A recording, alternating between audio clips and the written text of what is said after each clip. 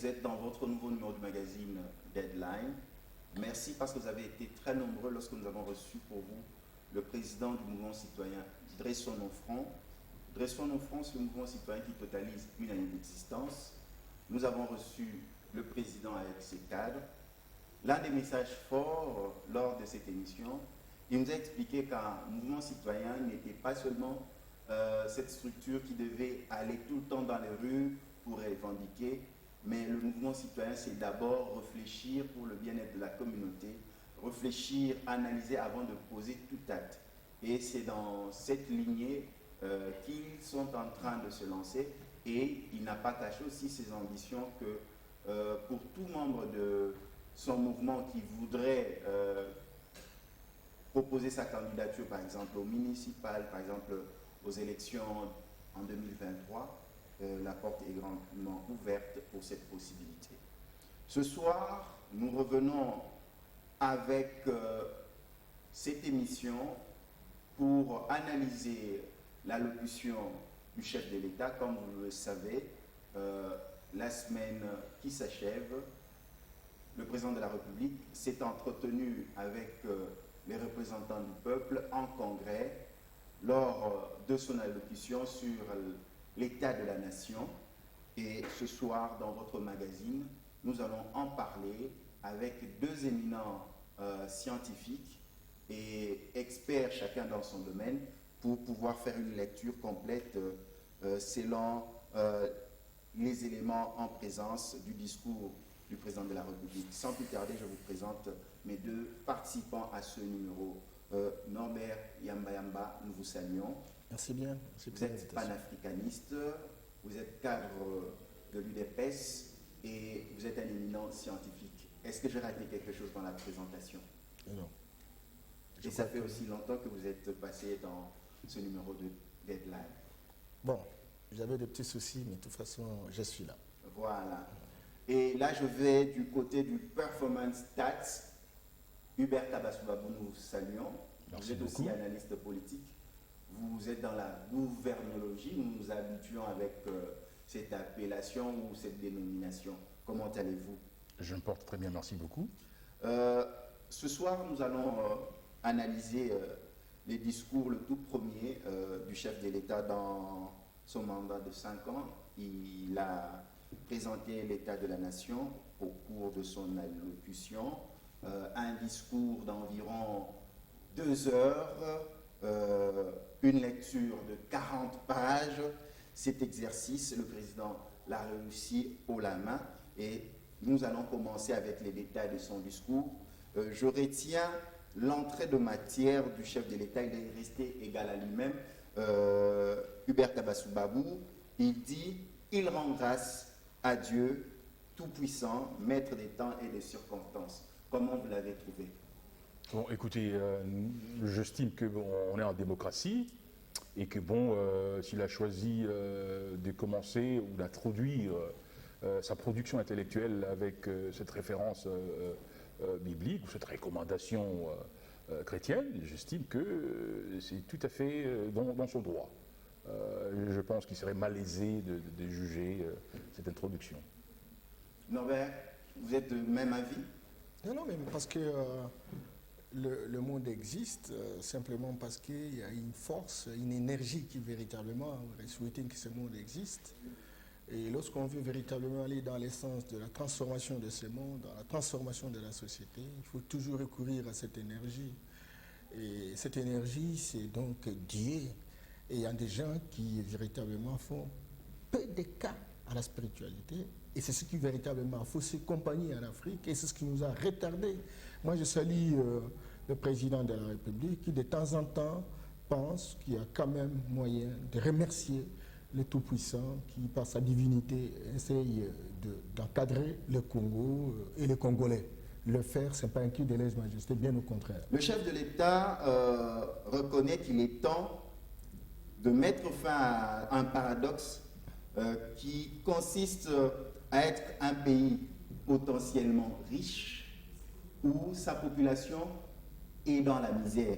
Est-ce qu'il a les moyens, dans son mandat, de changer la tendance? Merci beaucoup. Hein. Vous savez, ce ne sont pas les moyens qui créent les hommes. Ce sont les hommes qui créent le moyen. Mais lorsqu'on a le moyen, on fait véritablement la politique par une programmation. Pour dire qu'en ayant tel timing, je pourrais réaliser telle réalisation.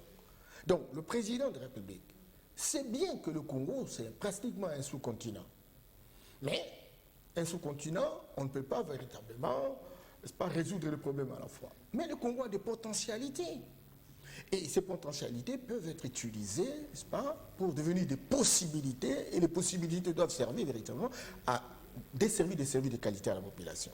Et donc, mais c'est anormal, au regard des potentialités qui sont les nôtres, il y a une pauvreté abjecte, une pauvreté intolérable, etc. Et le président prend la décision pour dire, maintenant plus que jamais, il faudrait inverser, il faut inverser ce paradoxe. Oui, potentialité, mais il faut aussi lutter contre cette pauvreté qui a élu véritablement d'origine dans notre pays. Donc moi, je crois à ça, et c'est ça véritablement le défi d'une offre politique. Toute offre politique est basée sur la lutte contre la pauvreté. Et bien nous, au moins, on a des opportunités, on a des richesses naturelles, etc. Encore qu'il faut articuler ces richesses naturelles dans une sorte de transformation pour répondre aux préoccupations de la population. Ça n'a jamais eu lieu, mais c'est aujourd'hui, maintenant, plus que jamais, nous voudrions travailler dans le sens que si nous avons des potentialités, nous les transformons et nous faisons des allocations dans le sens d'améliorer la situation des citoyens. Norbert, le président constate que nous sommes toujours une potentialité. Mobutu l'a dit. Hubert Kabasubabou, voilà. Hubert Kabasubabou, le président de la République, constate que nous sommes toujours potentialité, richesse, coltan, or, ainsi de suite, la faune, la flore, les fleuves, mais ça ne change pas. Est-ce que lui, il va arriver à changer la tendance? Parce que c'est bien de constater, mais c'est mieux de changer aujourd'hui avec le taux du dollar, on s'envole déjà vers 17. Est-ce qu'il aura les armes pour pouvoir changer cette tendance? Mais disons, je voudrais d'abord, si vous permettez, aller rapidement dans l'essence d'une prise qui tente de discerner à la fois la dimension de la forme et du contenu. De manière générale, même si on a tout oublié de ce qu'il a dit, je pense que de manière générale, en tant qu'intellectuel républicain citoyen, je pense qu'il est convenable de dire que de manière générale, le président de la République a démontré qu'il a quelques repères, qu'il a quelques éléments directionnels qui consistent à baliser les chemins vers un horizon bien déterminé. Et pour cela, je pense que tout intellectuel républicain ne peut que apprécier. Maintenant, je pense qu'il y a eu une autre critique, je pense que je vais aller rapidement pour répondre à votre question, qui consiste à dire « Ah, mais écoutez, c'était trop long, mais c'était plutôt un programme que, je veux dire, une production intellectuelle analytique qui présente l'état de la nation. » Je pense que les gens qui ont composé l'armature de ces documents ont procédé par ce qu'on pourrait appeler une double injection, à la fois démontrer ce qu'il a fait, mais également montrer ses repères, parce qu'il est au début. En réalité, je pense qu'il a profité de sa présence devant les deux chambres du Parlement pour présenter de manière officielle ses repères.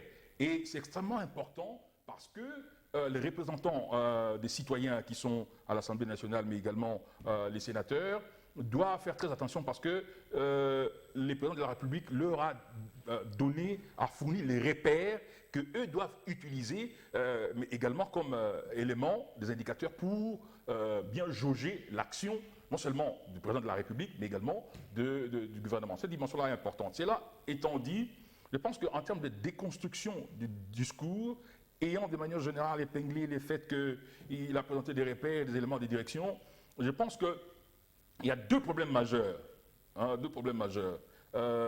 mais qui n'invalident pas la qualité de cette prestation, mais qui sont des dimensions qui méritent d'être prises en compte dans les prochaines productions, et même dans l'opérationnalisation des idées qu'il a présentées. La première dimension, c'est la dimension idéologique. C'est-à-dire que le président de la République vient d'un parti qui est de centre-gauche, social-démocrate, mais qui est également en coalition avec, de manière générale, des partis de centre-gauche, etc. Mais on semble voir que dans son discours, peut-être que les gens qui ont construit les discours, ont posé les discours, n'ont pas pris en considération cet élément-là.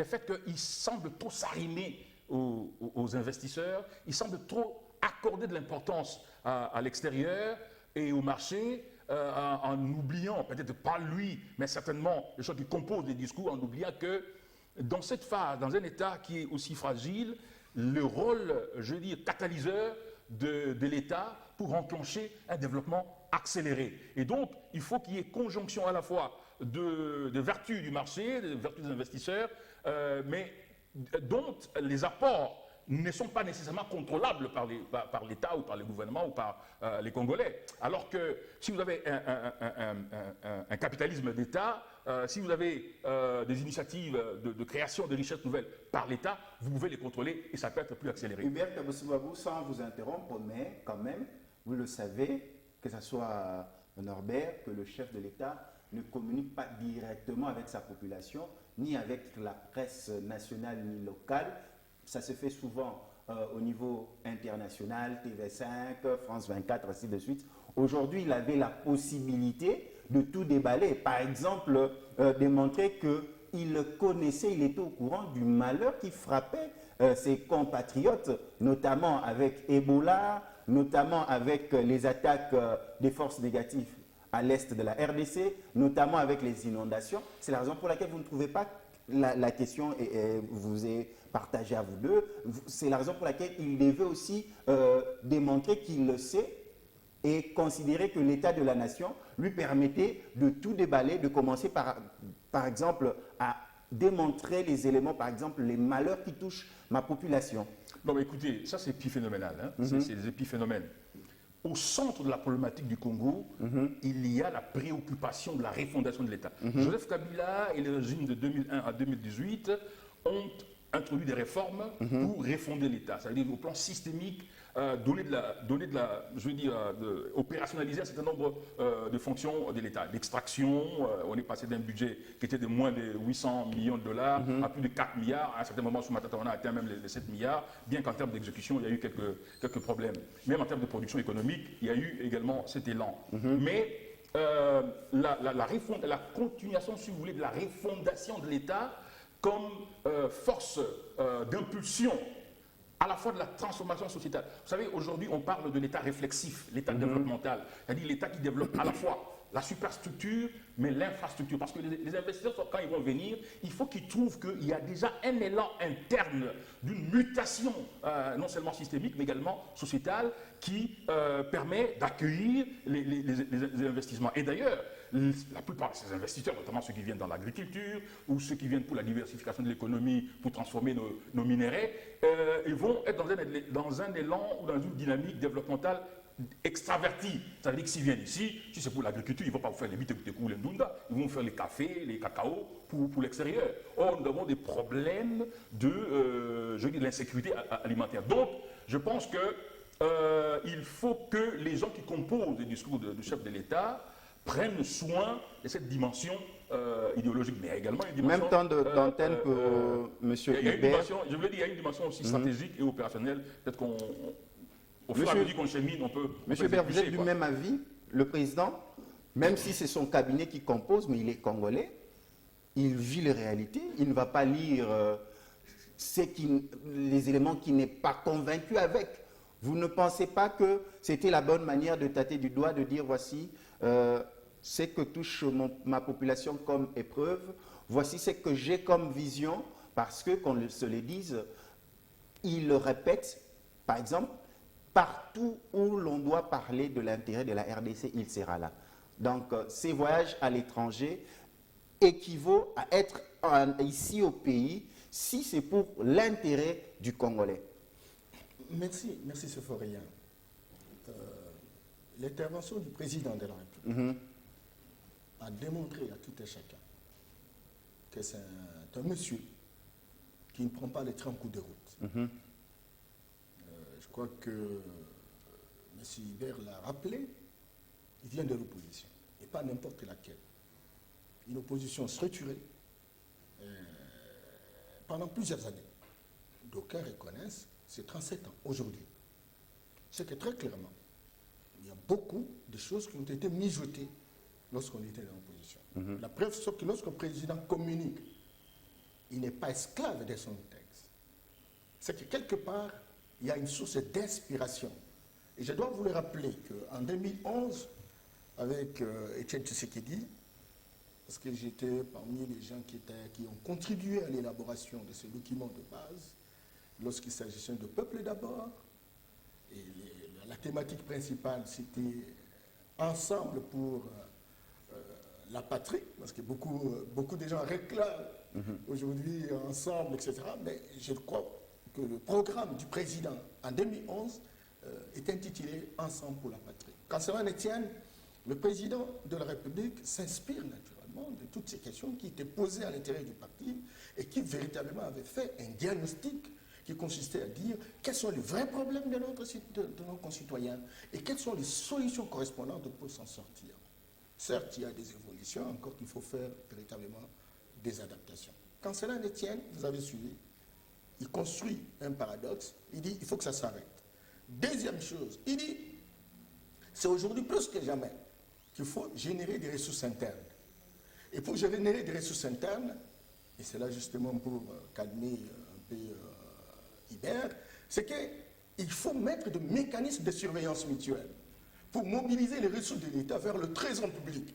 C'est ainsi qu'à un moment donné, il a parlé de la numérisation des recettes. C'est que très clairement, pour avoir la traçabilité, et là, il tient mordicus à ce que, sur le plan interne, qu'on génère des moyens. Mais écoutez, on ne va pas générer des moyens comme ça. Il faut, ça part des activités économiques. Il me semble qu'aujourd'hui, on a une situation au ralenti, encore que c'est une économie extravertie. Le dollar à Alors 17. maintenant, il propose des corrections en disant, oui, on a besoin des partenaires extérieurs. Partout à travers le monde, il connaît bien mieux que moi les États-Unis. La dette extérieure est l'équivalent du produit intérieur brut. Aujourd'hui, en Europe, c'est pratiquement tous les pays qui sont au-delà de 100% de ce qui représente le produit intérieur brut. On a besoin aussi des autres pour construire la solidarité entre les peuples, pour se renforcer mutuellement. Mais on a une base basique, c'est-à-dire les ressources internes. Et le président de la République s'en va pour dire on a besoin de partenaires. Mais les partenaires qui ne doivent pas fonctionner comme par le passé avec une sorte de rentabilité externe. Parce qu'on a fonctionné dans un paradigme où ils viennent, ils extraient, ils vont avec le matériel. On ne crée ni l'emploi, on n'enfuit pas le marché, et nous continuons véritablement notre pauvreté. Et le président dit, oui, on a besoin de vous. Vous venez, mais au moins vous mettez les usines d'extraction, mais vous mettez également les usines de transformation, pourquoi pas de commercialisation, à différents niveaux, c'est une chaîne de valeur ajoutée. On peut justement recruter les Congolais et on peut lutter contre le chômage. Mais en cela, il y aura des taxes qu'ils considèrent que ça doit être numérisé. Vous voyez, donc, et il n'y a pas que ça, il y a d'autres formules aujourd'hui de mobilisation des ressources, ce qu'on appelle le partenariat public-privé, le président l'a dit. Nous avons par exemple des opportunités, nous pouvons publiciter ça à la face du monde. Ceux qui s'intéressent véritablement de venir chez nous, pour que nous puissions construire des synergies gagnantes, peuvent venir au travers le partenariat public-privé. À différents niveaux d'atterrissage, ça va nous générer des ressources. Toutes ces ressources combinées, ça va nous permettre de résoudre les problèmes de la population. Donc, moi je pense, et je pouvais bien partager l'avis de M. Hibert lorsqu'il dit on n'a pas tenu compte d'une nuance idéologique. Mais j'ai dit aujourd'hui plus que jamais, bien que les idéologies sont en train d'être démodées, en train d'être dépassées, et sont très essoufflées aujourd'hui, même par les gens qui les ont générées, il faut chercher, n'est-ce pas, des schémas qui nous permettent de sortir, n'est-ce pas, du paradigme qui nous a infantilisés. Et cette tentative de sortie pose la problématique des nouvelles offres, des nouveaux horizons politiques qui, non seulement on n'est pas là pour mimétiser, n'est-ce pas, ce que nous avons toujours reçu, mais formuler quelque chose, certes. Sans vous interrompre, il a même parlé de la création d'une classe moyenne, notamment par la mise en place de pôles de développement ou pôles industriels, si je peux le dire. Des zones industrielles. Voilà, en parlant par exemple, la première zone industrielle où vous avez Kinshasa, le Congo central, l'ex-province du Bandundu, par exemple, quand on prend l'investissement de Vital Capital, vous venez, vous investissez, et là, mais à l'intérieur, vous avez les Congolais qui sont là en temps aussi d'entreprendre. Ce n'est pas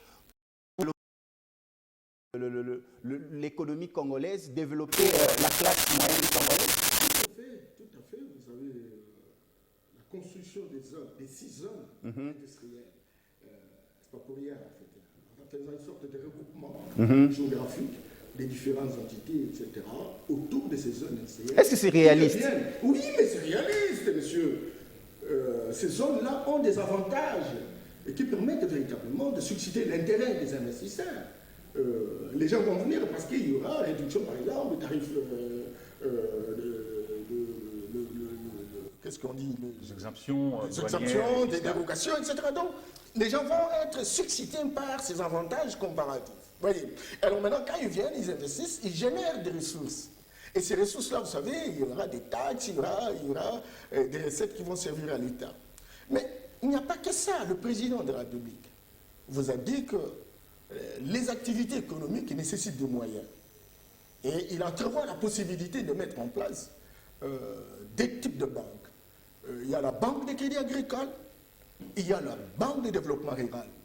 Et vous savez que depuis 1981, sans compter le fonds pour les jeunes entrepreneurs qu'il avait déjà promis. Bien entendu. Et donc, toutes ces banques-là vont devoir financer des projets bancables. Il suffit qu'on est d'abord, on est jeune, on a son entreprise, on a un projet bancable. Et donc, vous avez au moins la possibilité d'aller en direction d'une banque et de pouvoir obtenir un crédit qui vous permette véritablement d'exploiter. Dans les tractations, en fait, vous savez, aujourd'hui, dans le secteur agricole, on a des universités qui forment des agronomes, on a des instituts plus supérieurs aussi. Mais, curieusement, tous ces gens-là sont des chômeurs de luxe aujourd'hui. Sans vous interrompre, je vais vers M. Hubert Kabasubabou. Est-ce qu'avant de lancer de tels projets, est-ce qu'il y a eu des états généraux?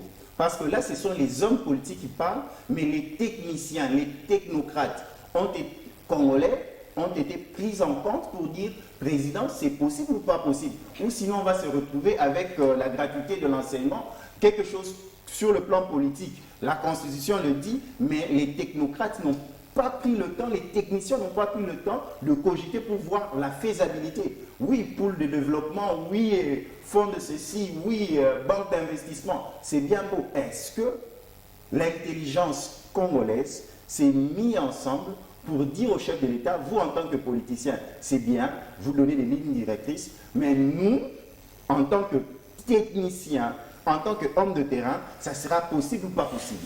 D'abord, il faudra relever que le concept de zone industrielle, les Belges avaient déjà créé des zones industrielles qui existaient déjà dans ces grandes régions du Kasaï, du Kivu, etc. Et déjà à l'époque de Mobutu, on parlait de la zone franche d'Inga, c'est dans la même projection. Mais en fait, le chef de l'État, dans son texte, là, il n'a rien inventé. C'est des projections stratégiques qui existaient déjà dans le plan national stratégique de développement, avec des pôles... non, pas des CRP, les PNSD. Et il y a eu beaucoup de techniciens congolais, d'éminents développementalistes, d'éminents économistes, politologues, qui ont travaillé là-dessus, qui ont sorti un document de diagnostic, qui a d'ailleurs analysé et critiqué, je crois, 12 travaux analytiques, mais également des diagnostics, pour arriver justement à faire ces projections. Et même le PNUD aussi a fait des projections en regroupant quelques poules de Kinshasa, de Kananga, de Kisangani, etc. Donc c'est des plaquettes ou des matrices qui existent déjà. Ça c'est des 1. Mais des 2, il faudra également, je pense, relever le fait que, contrairement à ce que mon ami Norbert dit, il faut avoir une conception plus transcendantale de l'idéologie dans son acception selon les concepteurs, les contes d'Estude de Tracy. C'est par après que les idéologies classiques, socialisme, capitalisme, sont imposées. Mais l'idée originale, le concept original de l'idéologie, selon les contes d'Estude de Tracy, c'était simplement un système d'idées cohérentes qui expliquent une réalité, qui expliquent les dynamiques de l'existence, mais qui permettent également aux individus, dans un contexte donné, de faire une projection dans les temps. Et même que les idéologies classiques, contrairement à ce qu'il dit, il y a, quand vous regardez la politique en France, quand vous regardez la politique aux États-Unis, en Grande-Bretagne, c'est vrai qu'il y a ce qu'on appelle les recentrages. Parce que ça veut dire que les idéologies de gauche ont tendance à aller vers le centre et les idéologies de droite ont tendance à aller également vers le centre. Et le centre devient comme une sorte de point d'intersection pour tenter de happer les segments de l'électorat. Cela étant dit, je pense que moi je pose une problématique systémique, pas procédurale. Ça veut dire numériser, digitaliser, ce sont des procédures. Moi je pose un problème systémique. Ça veut dire que si on veut dire qu'on a des zones industrielles, c'est bon. Dire qu'on aura des zones économiques spéciales, c'est bon, parce qu'il ne faut pas oublier qu'il y a déjà une zone économique spéciale qui est en train d'être construite à Maluku. Ça va être une zone économique pilote, mais qui est plus axée sur l'agro-industrie. Donc je pense qu'on va, dans une certaine mesure, répliquer les modèles par-ci, par-là. Maintenant, la problématique que je pose est systémique pour dire qu'il faut équilibrer. Il faut équilibrer l'approche qui consiste à aller chercher les investisseurs, parce que les investisseurs, ce n'est pas seulement aujourd'hui qu'on les a cherchés. Mobutu a cherché des investisseurs, on a eu Goodyear. Peut-être parce qu'on n'a pas assez de moyens. Non, on a eu Goodyear, on a eu des grands investisseurs, on a eu General Motors, on a eu avec sous Kabila ici, on a eu le plus grand investissement de l'histoire du Congo, c'est Joseph Kabila, avec Freeport McMoran, qui a investi plus de 3 milliards de dollars dans Tenke Fungurume. Donc, la problématique que nous posons ici, c'est une problématique systémique pour dire. C'est vrai, le président a donné des repères, mais il y a la dimension systémique qui consiste à dire le travail de la refondation de l'État pour que l'État puisse être la force d'impulsion du développement. Ce modèle a marché en Chine, le capitalisme d'État a marché au Japon, a marché en Corée. Mais l'autre dimension, je pense que je n'avais pas répondu à cette facette de votre question, c'est de dire le paradoxe d'un pays toujours potentiellement riche, mais avec des gens, la population pauvre. Je pense qu'il est malaisé de toujours s'engager dans cette analogie qui consiste à comparer le Congo avec d'autres pays. Parce que le Congo est le seul pays de l'Afrique qui a connu la seule guerre mondiale africaine où il y avait 9 pays qui étaient en train de se battre, qui avaient occupé les territoires congolais. Le Congo est le seul pays où il y a eu totalitarisme économique, où un président, et même mafiotisation de l'économie, ou un président, j'allais dire cannibalisation de l'économie, ou un président de la République imprimait même des faux billets sous Mobutu. C'est le seul pays où la nationalisation, si vous voulez, la zaïrianisation a créé des ruines économiques abyssales, je veux dire, de hauteur sismique, je veux dire. Ruiné pratiquement. Vous avez un pays dont le PIB s'écroule de 14 milliards dans les années 70 à 4 milliards. Vous avez perdu 10 milliards, voyez-vous. Et donc, il faut toujours nuancer pour dire que l'impulsion de la navigation du Congo vers l'horizon de l'émergence, parce que nous avons déjà eu cet horizon-là, qui, à mon avis, a créé quand même un certain consensus entre les élites, et également dans la société, a donné en fait à la société un horizon vers lequel cette société est en train de tendre. Et pour accélérer cette marche-là, il faut donc imaginer un système, je veux dire, de gestion de l'État ou d'opérationnalisation de l'État qui permet d'accélérer la croissance économique, non pas seulement par la diversification en allant vers les investisseurs à l'étranger, sans au préalable se rassurer qu'au plan interne, qui a déjà cette mobilisation, je veux dire, des structures de création de richesses nouvelles. Rappelez-vous à l'époque de Mobutu, parce que Mobutu n'a pas eu que des déficiences au plan de la gestion de l'État. Rappelez-vous à l'époque de Mobutu, la Gécamine, qui appartenait totalement à la République démocratique du Congo, était en mesure, avec une production de 475 000 tonnes de cuivre, de générer 850 millions de dollars.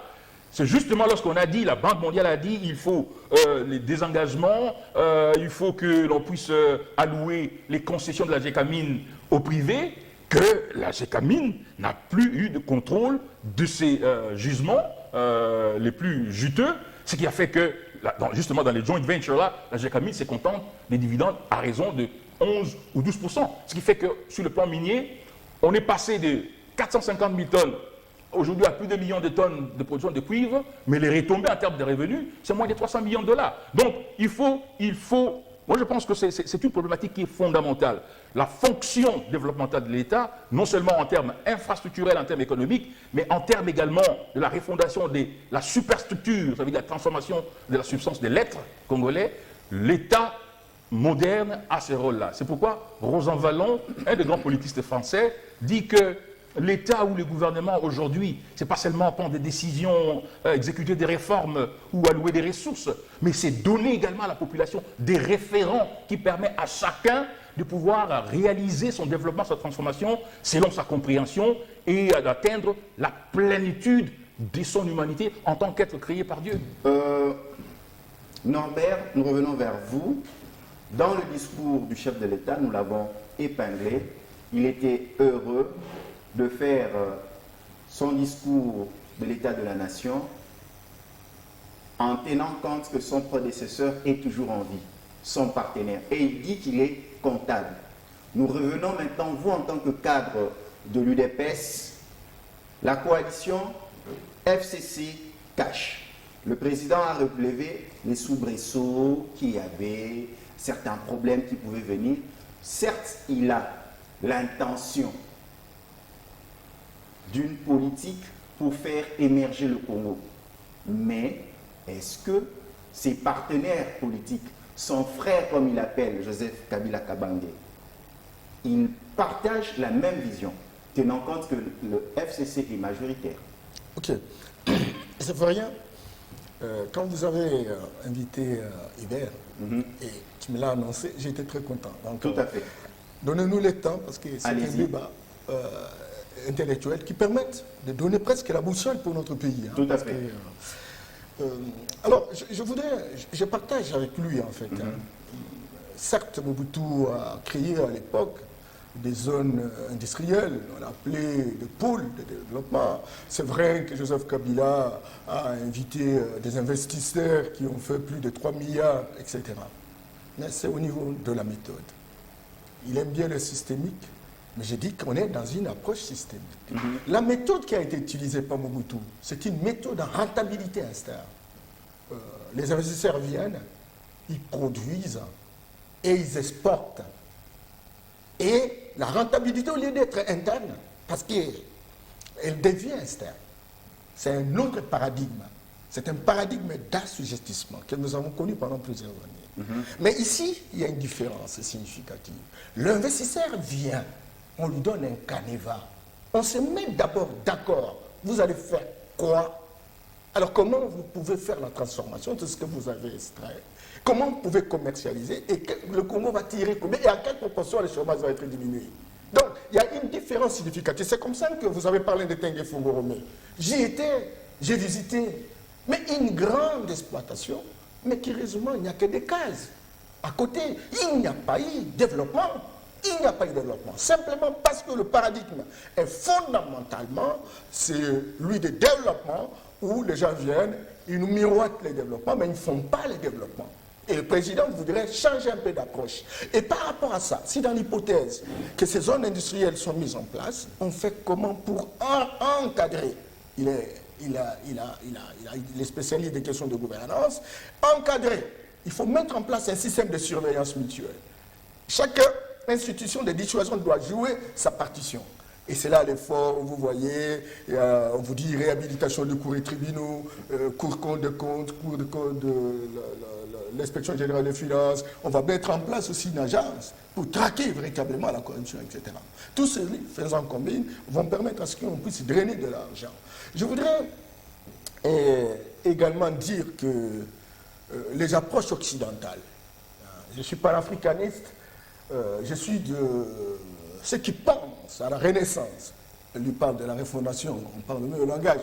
La Renaissance africaine. Nous avons plus travaillé comme de petits robots. Nous avons crié à l'universalité de certaines valeurs, à l'universalité de certaines connaissances.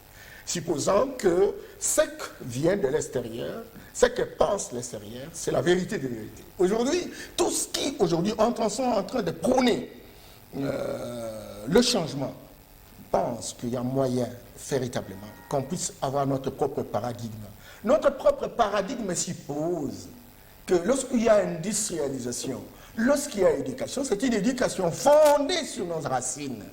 C'est très important. Et là, il a parlé de l'histoire de la Chine. La Chine, pour être ce qu'elle est, pour être en mesure de générer ses propres technologies, elle a fait une révolution. une révolution culturelle. Et cette révolution culturelle a duré de 60 ans avant d'avoir des performances que nous avons aujourd'hui. Je pense que le président de la République, qui pense qu'il peut véritablement jouer le rôle, il admire ce qui a été fait par les pères de l'indépendance et les panafricanistes qui se sont battus naturellement pour construire une dynamique en Afrique, sait très bien que nous sommes dans une logique de complexité. Logique de complexité voudrait que ce qui nous a été proposé comme offre n'est pas la seule alternative. Nous sommes capables, en dehors du schéma qu'ils ont tracé pour aller vers véritablement le développement, ils connaissent bien les Rostov, etc., qui du reste est une théorie aujourd'hui démodée, etc. Nous sommes capables de générer nos propres alternatives et nous pourrons, au finish, faire un grain fond. Donc, moi, sincèrement, pour avoir côtoyé le président, pour être pendant plusieurs années au sein de l'IDPS, notre combat a toujours été de dire quelle doit être notre fondation, et notre fondation doit permettre à notre pays d'avancer. Mais attention, nous sommes à l'ère véritablement de la planétarisation, on a besoin des autres pour construire une sorte de grain fonds financier, grain fonds économique, grain fonds culturel, mais cela ne va pas nous remplacer. Raison pour laquelle je continue à rassurer que ce que nous avons entendu, ça relève, on ne peut pas tout expliquer en des heures du temps, mais c'est une vision. C'est une vision fondée sur une sorte de refondation de l'État. Pas l'État que nous avons connu par le passé, où on a eu des zones, n'est-ce pas, industrielles, où les recettes ont été partagées avec l'élite politique corrompue, etc. Aujourd'hui, la tendance est de dire, oui, les recettes, ça doit servir à notre peuple.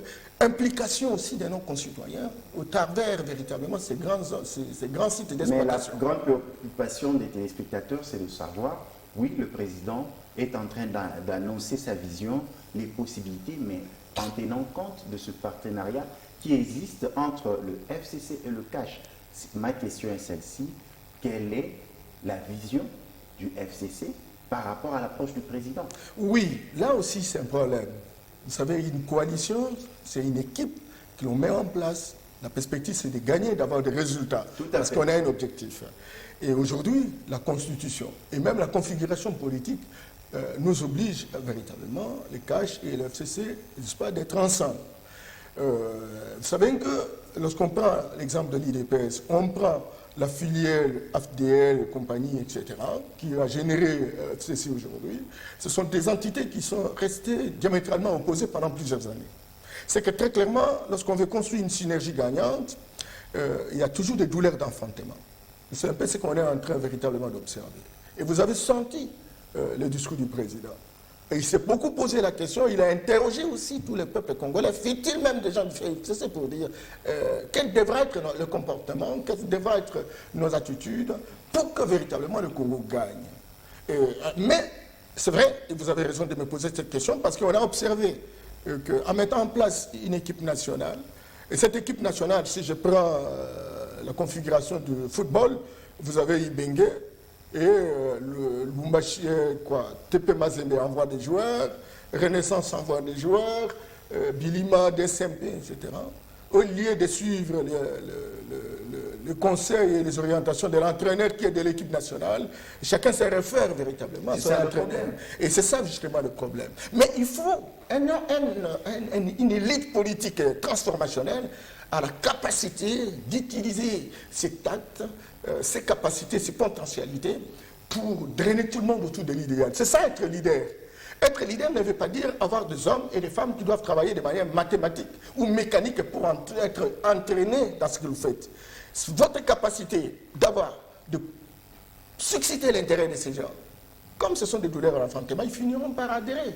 Parce que nous sommes dans un système de surveillance. Non seulement vous avez les hommes politiques qui ne sont pas d'ailleurs propriétaires de la République, il y a des citoyens. Parce que nous sentons au sein du gouvernement un petit malaise, un climat malsain, par exemple avec le vice-premier ministre de l'Intérieur et son chef qui est le chef du gouvernement, Inouaï Lukamba, sur la question par exemple du Congo central. Non, mais en fait, ça, des choses existent. C'est un gouverneur. Au-delà de ça, il existe une responsabilité. C'est comment il peut y avoir des couacs à l'intérieur des institutions. Demander une demande d'explication à un collaborateur, ce n'est pas gravissime. Nous déplorons simplement qu'une demande d'explication soit balancée à la place publique. Ce qui n'est pas bon, vous voyez, ce qui n'est pas bon parce que c'est une lettre administrative. Mais écoutez, ces petites choses-là existeront. Mais la force maintenant du leadership, c'est la capacité de faire des arbitrages pour construire la confiance, réduire la méfiance et faire avancer, n'est-ce pas, les institutions de la République. Et je crois que le président Tshisekedi, vous l'avez entendu, même dans son discours, il n'y a pas d'attaque, il n'y a pas, n'est-ce pas, des insinuations. Il a reconnu les soubresauts. Bien entendu, il a reconnu. Mais c'est pour autant dire qu'il a besoin des hommes et des femmes, quel que soit leur bord, qu'on soit tous ensemble pour qu'on puisse avancer. Je reviens vers Hubert Tabasoubabou. Est-ce que le président de la République aura la liberté des gestes et faits en tenant compte de la présence de son allié Joseph Kabila qui représente le FCC? Non, je pense qu'il faut transcender, il faut s'épurer, je veux dire, s'exorciser de cette sorte de fixisme sur les trépidations, les oscillations qu'il y a dans cette coalition. Parce que imaginez-vous qu'il s'agit là d'une jonction des forces qui étaient antithétiques, d'une opposition qui jour et nuit déversait des injures et des attaques caustiques sur Kabila et son régime. Et donc qui se retrouvent maintenant pour les besoins de la cohésion nationale, pour faire avancer le pays. Et donc ça implique que les acteurs politiques se développent, sortent un peu de cette sorte d'emprisonnement dans les pulsions émotionnelles, égotistes, narcissiques, etc. Mais en ce qui concerne le fondamental, je veux dire que le président Tshisekedi et son régime, je veux dire cette dispensation politique, se trouvent au plan de la lecture d'une sorte d'historiographie qui est politologique, ça veut dire lecture historique, mais sur la trajectoire politique du pays, se trouve dans une sorte de continuum, ça veut dire un élan d'élévation, dont les fondations ont déjà été construites. Alors, c'est pourquoi je dis qu'il faudra peut-être relativiser un peu cette sorte d'élan messianique qui consiste à dire, bon, avant Tshisekedi, il n'y avait rien, c'était l'hécatombe, c'est maintenant que l'État commence à être fondé. Non, je pense qu'au plan de la refondation de l'État, l'État a été refondé. C'est par contre entre avant 2000, qu'il n'y avait plus d'État, parce que bon, il y avait 9 armées de 9 pays sur le territoire, il y avait segmentation. Il y avait non seulement un État en faillite, mais c'est un État, comme dirait le professeur Robert Rothberg d'Harvard, un État en faillite et disloqué. Donc on a refondé l'État, on a donné à l'État la constitution, l'arsenal de loi. On a même réalisé un modèle de démocratie qui défie toute la théorie de la démocratie et sur le plan théorique et empirique, une démocratie régénérative. Ça veut dire que nous avons réalisé la démocratie en même temps que nous étions en train de refonder l'État. Parce que de manière générale, il faut qu'il y ait un État plus ou moins stable, une économie plus ou moins solide pour lancer la démocratisation. Et donc, en ce qui concerne les zones économiques spéciales, il faut dire que, parce que sous Joseph Kabila, on a mis sur pied, parce qu'avant on n'avait même pas d'autorité de régulation des zones, on n'avait même pas de loi. C'est, je crois, durant le dernier mandat, qu'on a mis en place l'autorité de régulation de ces secteurs et également la loi qui doit orienter les activités dans ces secteurs. Et on a commencé avec le parc de Maluku. Mais il faut relativiser les affirmations en ce qui concerne certains investisseurs. Quand vous avez les gens de Banro ou les autres Motogold, etc., ils ont eu un impact transformationnel sur l'environnement. Construction de maisons. C'est d'ailleurs l'une des raisons pour lesquelles on a vu que l'insécurité a eu tendance à baisser plus ou moins dans ces zones-là, parce que les gens sont rationnels. Au lieu de prendre une Kalachnikov, aller prendre le risque d'entrer dans la milice, si vous pouvez avoir une maison, si vous pouvez envoyer des enfants à l'école grâce à l'entreprise, tant mieux. Et donc ça a eu un effet de réduction, je veux dire, de l'élan de milice. Mais le régime passé a laissé une fondation aussi en termes de la remise en question de justement ce que je dis, le recours plus ou moins naïf vers ces investisseurs pour penser que ces investisseurs, quand ils viendront, bon, on pourra leur donner telle orientation, telle orientation. Le code minier de 2002 avec la révisitation même de certains contrats miniers, avait justement parlé de ces concepts merveilleux attendez que je termine, de ces concepts de l'engagement social.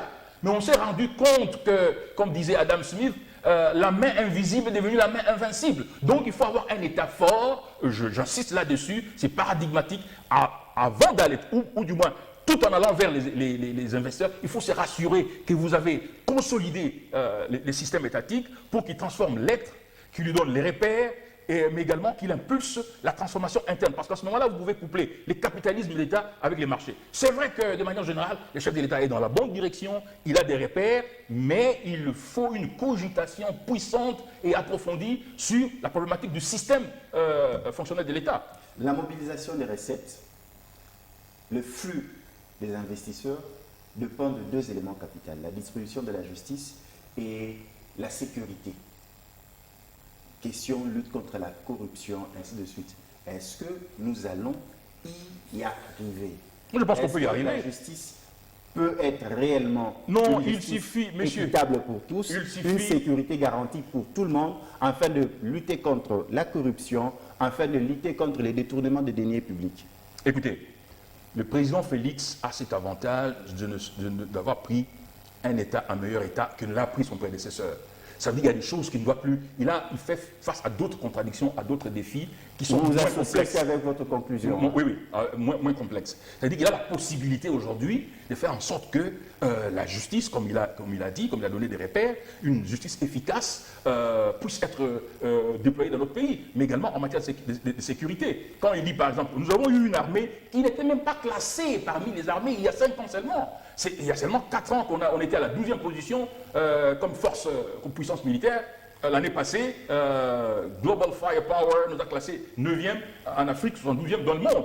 Et quand vous regardez les types d'arsenal qu'on a, ça montre qu'on a fait quand même une certaine évolution de l'armée. Mais maintenant, le président de la République dit qu'il va s'atteler à doter l'armée des moyens conséquents, mais également l'appareil sécuritaire, c'est-à-dire le renseignement, la police, etc. Moi, je pense que c'est possible. Avec ces 10 milliards, je pense qu'il y aura certainement un segment budgétaire ou des segments budgétaires qui vont être alloués justement pour renforcer l'arsenal tactique ou opérationnel de notre appareil sécuritaire. Monsieur Norbert, votre avis?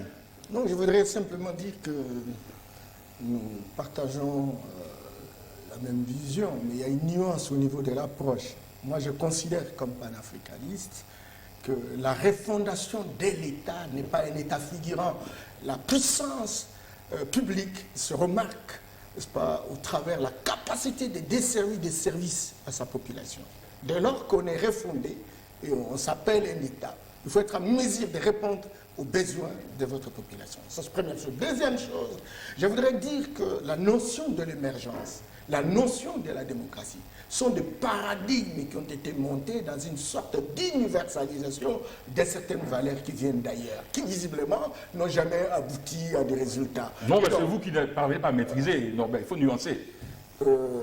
Non, en tout cas... C'est juste une sorte d'animation. Bien entendu. Ouais. Et donc, je voudrais que la démocratie chez nous, ça n'a jamais donné de résultats. Et donc, si nous voulons véritablement que nous ayons une vraie démocratie, il faut inventer un système qui corrobore avec notre particularisme et notre spécificité, qui tient compte de ce qu'a représenté autrefois la gloire, n'est-ce pas, de l'Afrique antique. On a connu des royaumes dans nos pays, etc.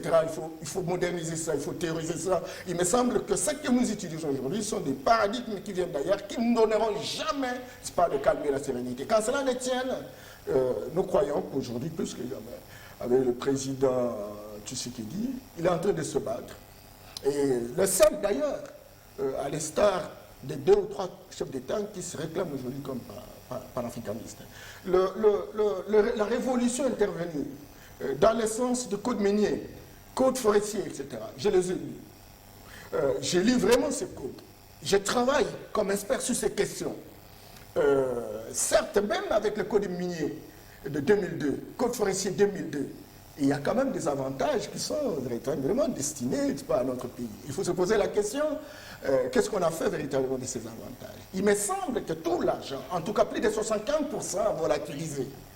C'est que même si on y va avec les différentes réformes qui sont intervenues maintenant, si on a le même mécanisme, le même dispositif, etc., cet argent ne va pas servir à la population. Raison pour laquelle le président de la République voudrait mettre en place un système de surveillance mutuelle dans des mécanismes fondamentalement systémiques. Et la perspective, c'est de dire, voilà, on se surveille. Qui prend, il est identifié. Et la meilleure façon d'identifier, c'est la numérisation, la digitalisation des institutions de la République. Cela. Mais dire que par l'émergence, cette émergence-là, c'est un gros mensonge qui relève du paradigme occidental. La démocratie ici, c'est un gros mensonge. Ça fait plusieurs années, on est opérationnel. Et puis, vous m'étonnez si vraiment vous considérez que la démocratie, c'est un mensonge. La démocratie occidentale. Non, mais je veux dire que la démocratie occidentale n'est pas la démocratie chinoise. La chinoise n'est pas la démocratie indienne. L'indienne n'est pas la démocratie coréenne. Et donc nous devons avoir notre propre démocratie. Non, mais ça c'est. Ah ben voilà. Mais ça c'est un vieux débat, Norbert. C'est un vieux débat. Non, c'est un débat d'actualité. Attendez, je voudrais peut-être apporter un rayon de luminescence. Nous sommes déjà à la fin de nos échanges. Quand vous lisez. Je voulais vous signaler ici que je suis directeur de formation de US Africa Leadership and Government Academy, qui est une organisation de formation académique et gouvernementale basée au Texas, et que nous avions obtenu, nous travaillons avec le National Endowment for Democracy, qui est le plus grand centre de réflexion sur la démocratie au monde, qui a le seul journal sur la démocratie. Et les grands démocraties-ologues, comme les Larry Diamond et les autres, c'est là. Donc la problématique, et j'ai travaillé pour EISA, que vous connaissez bien, Electoral Institute. J'ai travaillé aussi. Mais voilà, j'étais expert principal d'EISA. J'étais coordonnateur. Oui, alors, maintenant, le problème c'est que les débats sur la contextualisation de la démocratie a déjà eu lieu. C'est plus à la mode aujourd'hui de dire il faut réinventer notre démocratie. Parce que même les éléments intrinsèques à une démocratie qui est contextualisée ou qui est africanisée, même ces éléments-là, nous ne les avons pas maîtrisés. La preuve aujourd'hui, c'est l'Afrique du Sud est en train d'avoir le bec dans l'eau. Le Zimbabwe est en train de... Il n'y a pas un pays aussi panafricaniste, aussi africaniste que le Zimbabwe est en train d'avoir le bec dans l'eau. Donc je pense qu'il y a des éléments à la fois structurels, systémiques, idéologiques, de réinvention, même des éléments d'idéation qu'il faut considérer et sur lesquels nous-mêmes Africains, nous devons nous poser un certain nombre de questions. Ça fera l'objet d'un débat sur l'approche démocratique à choisir. Justement, il y a un savant contemporain, l'un des savants contemporains le plus respecté aujourd'hui, Edgar Morin, qui est un occidental, qui a été à la base même de la structuration de cette fameuse démocratie. Oui. Remet en question en disant il faut maintenant aller dans l'approche de la complexité. Je me suis dit, il veut Edgar Morin, je regrette.